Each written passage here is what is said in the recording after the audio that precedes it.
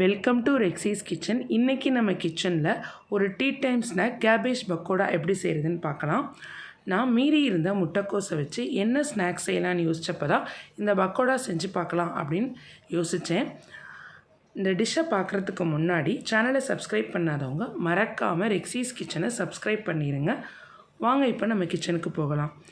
பக்கோடா செய்கிறதுக்கு முட்டைக்கோஸை நான் குட்டி குட்டியாக கட் பண்ணி எடுத்து வச்சுருக்கேன். கட் பண்ண முட்டைக்கோஸை நல்லா வாஷ் பண்ணிவிட்டு வந்துடுவோம். வாஷ் பண்ணதுக்கப்புறமா இது கூட ஒரு பெரிய வெங்காயத்தை குட்டியாக கட் பண்ணி சேர்த்துருக்கேன். இது கூடவே கருவேப்பிலையை சின்னதாக கட் பண்ணி சேர்த்துக்குவோம். மல்லித்தலை இருந்தாலும் நீங்கள் சேர்த்துக்கலாம். அப்புறம் 2 ஸ்பூன் மிளகாத்தூள் சேர்த்துருக்கேன். காரத்துக்கு ஏற்ற மாதிரி சேர்த்துக்கோங்க. இது கூட ஃப்ளேவருக்காக நான் சிக்கன் மசாலா சேர்த்துருக்கேன். நீங்கள் பிரியாணி மசாலா மட்டன் மசாலா வச்சாலும் இதை சேர்த்துக்கலாம். இது கூட தேவையான அளவு உப்பு சேர்த்துக்கோங்க. நான் இதை பைண்டிங்க்காக இது கூட கோதுமை மாவு 1/2 கப் சேர்த்துருக்கேன். மைதா மாவு வேணும்னாலும் நீங்கள் சேர்த்துக்கலாம். இது சேர்த்ததுக்கப்புறம் கொஞ்சம் கொஞ்சமாக தண்ணி ஊற்றி நம்ம பிசைஞ்சிக்கலாம்.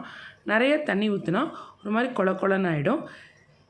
கொஞ்சம் கொஞ்சமாக தண்ணி ஊற்றி பிசைஞ்சால் தான் நமக்கு பக்கோடா பிடிக்கிறதுக்கு ஈஸியாக இருக்கும். பிசைஞ்சதுக்கப்புறம் ஒரு 1/4 மணி நேரம் வச்சிடலாம். நான் இப்போ அடுப்பில் சட்டி வச்சு எண்ணெய் ஊற்றி எண்ணெயை காய வச்சுக்கிறேன். எண்ணெய் நல்லா காஞ்சதுக்கப்புறமா சின்ன சின்னதாக பக்கோடா போட ஆரம்பித்தாச்சு. நல்லா எண்ணெய் கொதித்து வருது. பக்கோடா நல்லா பொரிஞ்சதுக்கப்புறமா ஒரு பக்கமாக நம்ம திருப்பி விட்டுருவோம். நான் போட்ட பக்கோடா எல்லாம் நல்லா செவந்து பொன்னிறம் ஆகிடுச்சு. நம்ம அதை எடுத்து வச்சுருவோம். நம்ம இன்னொரு பேட்ச் கூட பக்கோடா போட்டு எடுத்துக்கலாம். ஈவினிங் டீ டைமுக்கு இந்த ஸ்நாக் ரொம்ப டேஸ்ட்டாக இருக்கும். ஸோ 2வதாக போட்ட பேட்சும் நமக்கு ரெடி ஆகிடுச்சு. அதையும் நம்ம தனியாக எடுத்து வச்சுருவோம். இந்த பக்கோடா டேஸ்ட்டாக இருந்துச்சு. பட் ஆனால் ரொம்ப கிறிஸ்பியாக இல்லை. நம்ம இதை கூட கொஞ்சம் அரிசி மாவு சேர்த்தோம்னா கிறிஸ்பியாக இருக்கும். இந்த டிஷ் உங்களுக்கும் பிடிச்சிருக்குன்னு நினைக்கிறேன். டிஷ் பிடிச்சிருந்தா லைக் பண்ணுங்கள், ஷேர் பண்ணுங்கள், கமெண்ட் பண்ணுங்கள். மறக்காமல் ரெக்ஸிஸ் கிச்சனை சப்ஸ்கிரைப் பண்ணுங்கள். தேங்க்ஸ் ஃபார் வாட்சிங் திஸ் வீடியோ.